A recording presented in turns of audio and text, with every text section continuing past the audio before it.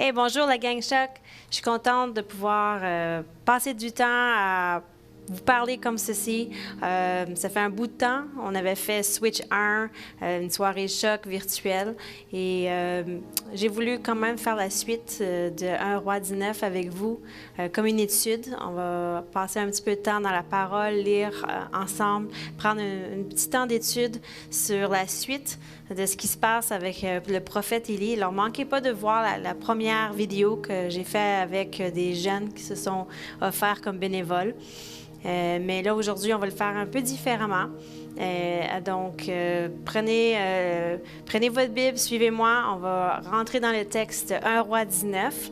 On était rendu au passage 9, où est-ce qu'on a vu que le prophète Élie, il s'est rendu à la montagne Horeb pour entendre Dieu, après avoir eu un temps de découragement où il voulait même s'enlever la vie ou demander à Dieu de lui enlever la vie. Et on voit que finalement, Dieu l'a réconforté à 2 reprises par un ange avec une genre de manne du ciel qui l'a nourri des petits gâteaux. Et que ça l'a permis de marcher 40 jours et 40 nuits pour se rendre à la montagne d'Horeb. Et on va lire à partir du verset 9 qui dit « Et là, il entra dans la caverne et il y passa la nuit. Et voici la parole de l'Éternel lui fut adressée en ces mots. « Que fais-tu ici, Élie? » Il répondit, « J'ai déployé mon zèle pour l'Éternel, le Dieu des armées, car les enfants d'Israël ont abandonné ton alliance, ils ont renversé tes autels et ils ont tué par l'épée tes prophètes. Je suis resté, moi seul, et ils cherchent à m'ôter la vie. » Alors, qu'est-ce que je vois ici? Le premier point que je voulais vous montrer ici, c'est que je peux exprimer honnêtement ma déception, mon anxiété ou même ma frustration à Dieu. Il veut m'entendre. Et ici, on voit qu'Élie, il dit vraiment ce qui est sur son cœur. Il fait pas semblant. Il n'est pas comme « Ah, ben Dieu, tu sais, j'ai fait ce que tu m'as dit de faire, puis voilà, tout va bien. » Non, il n'était pas en train d'être dans le déni. Il a dit, j'ai dit qu'il a fait les choses pour Dieu, j'ai tout fait, j'ai dépensé tout mon zèle. C'est toute sa passion, son énergie, ses efforts, il a tout donné. Et il dit, parce que les enfants ont abandonné ta voix, ont abandonné ta parole, ont abandonné ton alliance, ils ont même renversé tes autels où on devait t'adorer, les lieux qu'on devait t'adorer toi, ils ont érigé au lieu des idoles. Et il dit, ils ont tué par l'épée tes prophètes et je suis resté moi seul et ils cherchent à m'ôter la vie. Alors vraiment, il voit ici un découragement, un genre de tout ce que j'ai essayé de faire, c'est en vain. La manifestation même du feu de Dieu qui est descendu du ciel n'était pas assez pour changer le cœur de ce peuple rebelle, n'était pas assez pour changer la situation et du virus du péché de l'idolâtrie qui contaminait vraiment Israël. Et avec tous ses efforts, il est frustré parce qu'il dit « ça marche pas. Dieu, j'ai tout fait, puis je suis seul maintenant. » En tout cas, il se sent seul. Alors, la colère, comme ça m'apprend, c'est que c'est une émotion qui est quand même aussi donnée par Dieu. Il y a une source inconnue qui dit ceci. La colère est une émotion donnée par Dieu, étroitement alliée à notre instinct de justice. Elle est conçue pour être utilisée à des fins spirituelles constructives. La personne qui ne ressent pas de colère contre le mal est une personne qui manque d'enthousiasme pour le bien. Si vous ne pouvez pas haïr le mal, je dirais qu'il est très douteux que vous aimiez vraiment la justice. Et ici, on voit quand même sa colère, elle est pertinente. La colère d'Élie, elle est sur le fait que le peuple fait le mal et que la justice ne règne pas dans son pays. Elle est sur son sentiment d'impuissance face à cela. Et parfois, nous sommes malheureusement sous la fausse impression que nous devons absolument paraître parfaits devant Dieu ou que la colère est toujours un péché ou négatif. Mais vous savez, moi, je comprends Élie. Je comprends le fait qu'il a dédié plusieurs années à le servir, puis que des fois, il ne voit pas le fruit qu'il veut voir. Je peux le comprendre là-dessus. J'ai passé beaucoup d'années dans le ministère. Et même que j'ai commencé à servir Dieu depuis l'âge de 12 ans avec enseigner des enfants dans mon église locale à l'époque. Et j'ai eu certaines déceptions comme Élie. où j'ai vu des gens avoir le cœur dur et ne pas comprendre l'Évangile. Et aussi, j'ai vu ma mère et mon père dédier beaucoup de temps, beaucoup de temps aux églises, même d'argent. Ils ont beaucoup donné généreusement et tout. Et l'année passée, lorsque ma mère a vécu, elle a vécu avant ça, l'année d'avant, le cancer et que je l'ai vu dépérir devant mes yeux, malgré c'était une femme de foi, une femme de prière, une femme qui croyait même que Dieu pouvait la guérir malgré ce cancer, malgré qu'elle n'avait jamais été malade pendant 79 ans de sa vie. Elle était très reconnaissante et tout ça pour les 79 ans de santé, puis tout ça, mais je l'ai vu quand même dépérir devant mes yeux, puis des fois j'avais la colère, des fois je ne comprenais pas, des fois j'étais frustrée, je disais pourquoi je me sentais impuissante. Et je me rappelle des fois me dire, pourquoi Dieu ne l'a pas juste guérie, puisqu'elle était fidèle, puisqu'elle était sa servante. Un peu un sentiment, un peu frustration, comme peut-être Élie avait dans sa situation. Moi, je l'avais aussi. Et puis des fois, on ne l'exprime pas tout de suite, on veut le refouler, on dit non, on garde la face et tout, mais en fait, Dieu veut qu'on lui exprime cette frustration, parce que c'est légitime.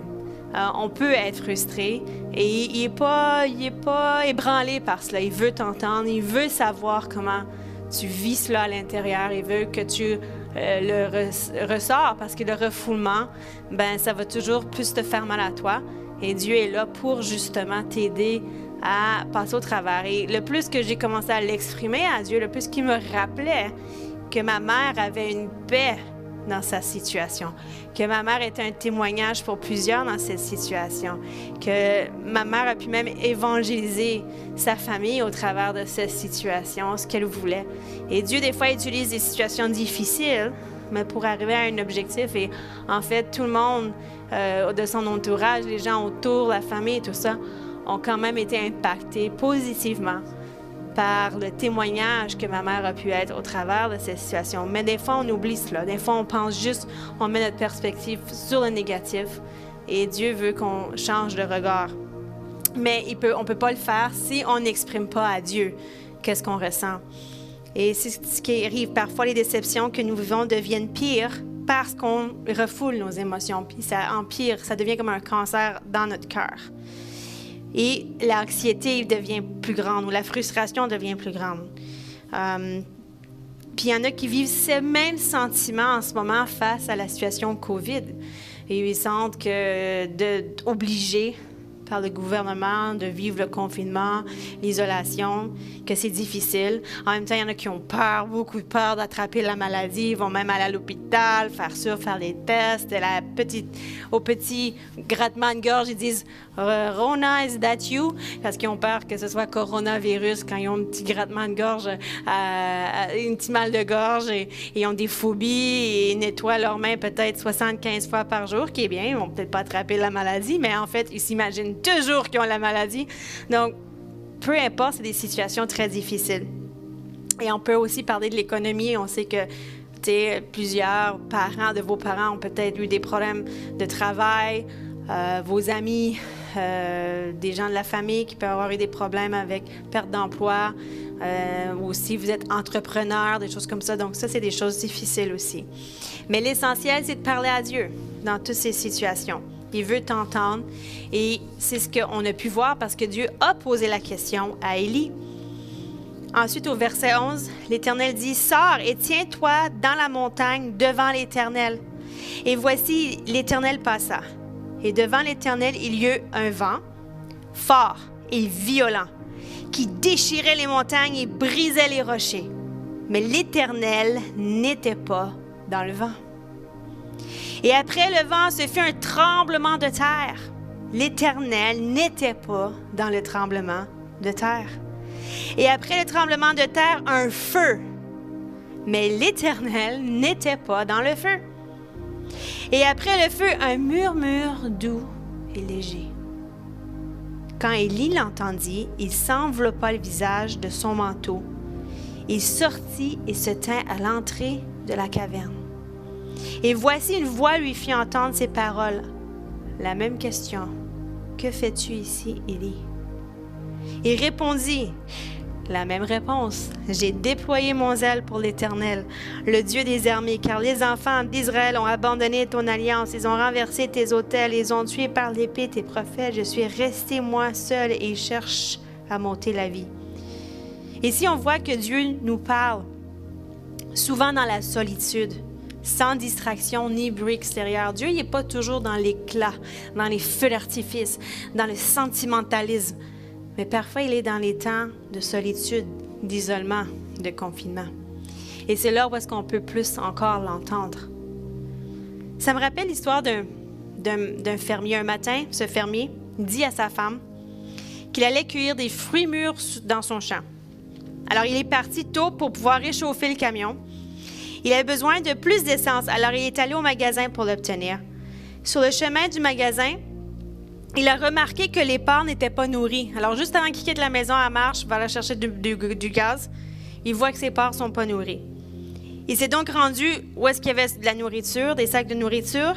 Et là, il a trouvé ses sacs de nourriture. Et à côté de ces sacs, il y avait des pommes de terre qui poussaient. Puis, il est parti vers la fosse où est-ce qu'il y avait les pommes de terre. Il est passé devant le tas de bois et s'est souvenu que sa femme voulait du bois dans la maison. Alors, il ramassait quelques bâtons et pendant qu'il faisait ça, une poule malade est passée à côté de lui. Alors là, il a vu la poule malade, il a laissé tomber le bois puis il a ramassé la poule. Puis là, à fur et à mesure qu'il allait comme ça, à midi, le fermier, frustré, il n'était jamais rentré dans sa voiture et il avait encore moins été au champ. Maintenant, il faisait très chaud et certains fruits mûrs étaient déjà tombés. As-tu déjà eu l'intention de faire quelque chose que tu sais était très important, mais tu t'es retrouvé dans une situation similaire, distrait par de nombreuses autres tâches apparemment importantes qui t'ont empêché d'atteindre ton objectif principal? Moi, ça m'arrive souvent quand je dois faire le ménage de la maison. Je commence à quelque part, je vois une autre affaire, je vais vers l'affaire, je vais dans une autre, et là, finalement, je n'ai rien accompli. Donc, des fois, on fait cette même erreur que ce fermier. Et ça arrive aussi dans notre vie de prière, des fois, ou dans notre temps où est-ce qu'on veut passer du temps dans la lecture, dans un temps de méditation de la parole. Mais là, hop, on est sur notre téléphone pour le faire. C'était le Bible app. Puis là, il y a un message de quelqu'un dans Instagram ou dans TikTok ou dans, je ne sais pas qu'est-ce que vous utilisez, mais dans un des réseaux sociaux, un email, peu importe. Puis là, on est distrait par toutes sortes de choses et on va dans une chose, dans une chose, dans une autre chose. Et finalement, on ne lit même pas notre Bible dans toute la situation. Et ça arrive souvent et c'est très dangereux parce que les distractions peuvent nous faire perdre l'objectif. Mais en ce moment, dans le temps de confinement, c'est un très bon temps. C'est un temps où il n'y a pas des obligations pressantes, de pouvoir enfin avoir des moments sans distraction pour écouter Dieu. Alors, ça devrait être notre objectif principal. Et c'est pas toujours facile, je le sais, mais c'est une chose qu'on devrait faire. Et pour le faire, mais il faut se faire violence. Il faut des fois qu'on mette de côté les distractions, qu'on mette de côté nos appareils, notre iPad, notre iPhone, toutes les i possibles et toutes les Samsung et toutes ces choses-là qui nous distraient et de vraiment prendre peut-être une Bible en papier, de juste lire et de pouvoir avoir un journal peut-être en papier où est-ce qu'on écrit des idées, des choses et qu'on puisse vraiment avoir un temps avec Dieu. Troisièmement, on va continuer dans le verset 15. L'Éternel lui dit, « Va, reprends ton chemin par le désert jusqu'à Damas, et quand tu seras arrivé, tu oindras Hazaël pour roi de Syrie. » Alors là, il répond à Élie qui crie que « Moi, j'ai tout de fait, puis il n'y a rien qui est bon qui est arrivé, puis finalement, je suis seul. » Alors, il dit de faire certaines choses. Il dit d'aller prendre, de oindre pour roi le roi de Syrie. Tu oindras aussi Jéhu, fils de Nimshi, pour roi d'Israël. Et tu oindras Élisée, fils de Shaphat, d'Abel-Méhola, pour prophète à ta place. Alors là, il est en train de dire, tu vas avoir maintenant un disciple à qui tu vas être le mentor. Il arrivera que celui qui échappera à l'épée de Hazaël, Jéhu le fera mourir, et celui qui échappera à l'épée de Jéhu, Élisée le fera mourir. Mais je laisserai en Israël 7000 hommes, tous ceux qui n'ont point fléchi les genoux devant Baal et dont la bouche ne l'a point baisé. Alors ici, on voit que Dieu, il décide de changer un peu la perspective d'Élie sur sa situation. On voit, mon troisième point, c'est la voix de Dieu me donne la bonne perspective sur la situation difficile que je vis. Parce que selon Élie, il était le seul. Mais Dieu vient de dire, il y a 7000. Il y a 7000 d'autres personnes qui ne suivent pas les prophètes de Baal ou qui ne suivent pas l'idole de Baal. Alors, cela me laisse voir que la voix de Dieu nous redonne un bon focus, une bonne direction, où est-ce que les choses qu'on amplifie parfois devraient être minimisées et on devrait amplifier autre chose qu'on minimise. Par exemple, on devrait avoir un regard sur la puissance de Dieu. C'est pour ça qu'on chante à l'Église souvent « Sois élevé, élevé plus haut, Dieu est élevé ». Pourquoi? Parce qu'en élevant Dieu, nos problèmes diminuent et on a une meilleure perspective de la vraie réalité. En fait, si on pense à notre situation avec COVID en ce moment, on peut amplifier COVID. COVID devient une grosse affaire et Dieu devient petit. Mais si on fait l'inverse, on fait Dieu grand et au-dessus de tout cela, COVID devient petit. Alors, c'est vraiment une question de perspective. Et dans nos situations, c'est la même chose. Et c'est dans les temps où Dieu nous parle, ou si on cherche la voix de Dieu, ou si on va dans la Bible, qu'on va voir ces temps de refocalisation, d'avoir la bonne perspective de nos situations. Des fois, on a juste une mauvaise perspective. Et des fois, on ne prend pas avantage aussi des situations. On va juste voir le négatif pour juste rien faire.